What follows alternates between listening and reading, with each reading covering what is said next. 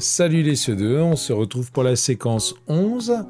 Avant de commencer la séquence 11, il faut que tu aies construit ton compteur qui va te permettre de faire l'activité. Alors moi j'ai un compteur, tu vois, avec 3 chiffres. Toi, ton compteur, dans le fichier de maths, il a 4 chiffres. Mais pour le moment, 3 chiffres, ça suffit. On servira donc des 3 chiffres de la fin, les unités, les dizaines et les centaines. Si tu n'as pas fait ton compteur, tu stoppes la vidéo, tu fabriques ton compteur et tu la reprends. Sinon, c'est parti. Pigby a 99 jetons et il va ajouter à chaque fois un jeton de plus, une unité de plus. Ici, on t'a représenté 99 avec des boîtes et des billes. 99, c'est 1, 2, 3, 4, 5, 6, 7, 8, 9 dizaines, 9 groupes de 10, 90, et 1, 2, 3, 4, 5, 6, 7, 8, 9 unités. 99 sur le compteur, on va l'écrire 9 unités et 9 dizaines. Pigby va rajouter une bille. Que va-t-il se passer? Eh bien, quand Pigby rajoute une bille, il va terminer une dizaine. Il avait 1, 2, 3, 4, 5, 6, 7, 8, 9 billes. Il rajoute une bille, il termine sa dizaine et maintenant il a 1, 2, 3, 4, 5, 6, 7, 8, 9, 10 dizaines. Il a 10 groupes de 10. Ou bien 10 dizaines. 10 groupes de 10, ça va s'écrire 10 dizaines et 0 unité. 10 groupes de 10, c'est 100. Comment ça va se passer sur notre compteur? Il avait 9 unités. Quand il rajoute une unité, il va pouvoir fabriquer un paquet de 10 de plus. C'est-à-dire qu'il va avoir 10 dizaines. Et 10 dizaines, tu vois, on va les faire apparaître ici. 9 dizaines, 10 dizaines. 10 dizaines, c'est une centaine. C'est un groupement de 100. On utilise nos 10 dizaines pour faire le groupement de 100.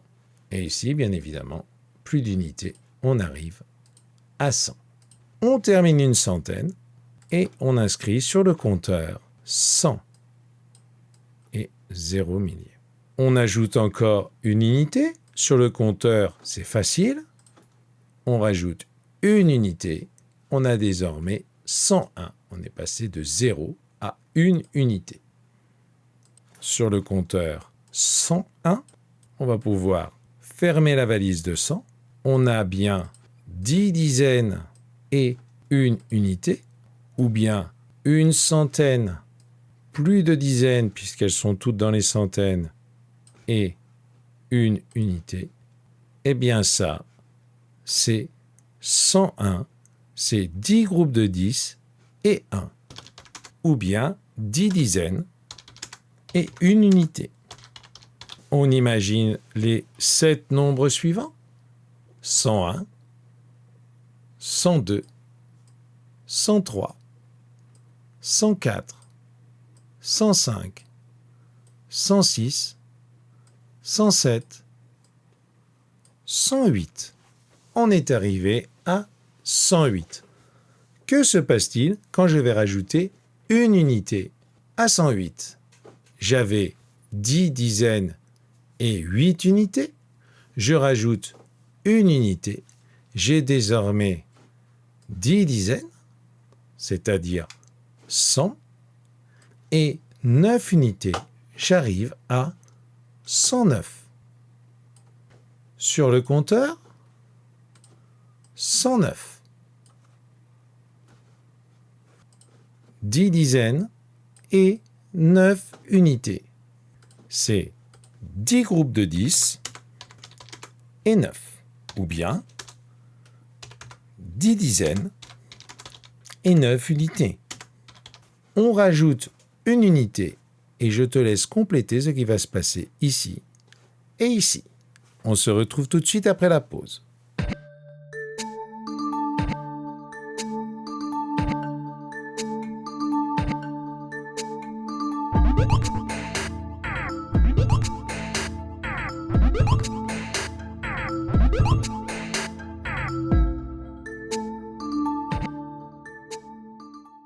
On a rajouté une unité, on a toujours notre centaine, mais désormais, on a fabriqué une 11e dizaine. Désormais, on a 10 dizaines dans la valise et une dizaine, on a 11 dizaines et plus d'unités libres puisqu'elles sont toutes soit dans les boîtes, soit dans les valises. On arrive à 110. Sur le compteur, j'ai 9 unités. Si je rajoute une unité, je vais pouvoir construire une dizaine de plus. J'avais 0 dizaine. Désormais, j'ai une dizaine et j'ai utilisé toutes mes unités pour faire la dizaine. 110. Et 110, c'est 11 groupes de 10, ou bien 11 dizaines. Alors, tu as peut-être écrit 11 dizaines et 0 unité. Comme il y en a 0, tu vois, je ne les compte pas. On a rajouté une unité de plus. On a toujours une centaine, une dizaine, une unité. On est arrivé à 111, qui s'écrit comme ça. Et 111, c'est 11 dizaines, les 10 qui sont là. 1, 2, 3, 4, 5, 6, 7, 8, 9, 10. Avec celle-ci, 11 et une unité. 111, c'est 11 dizaines et une unité. 11 groupes de 10 et 1. 11 dizaines et une unité. On continue la page, on se retrouve dans la vidéo suivante.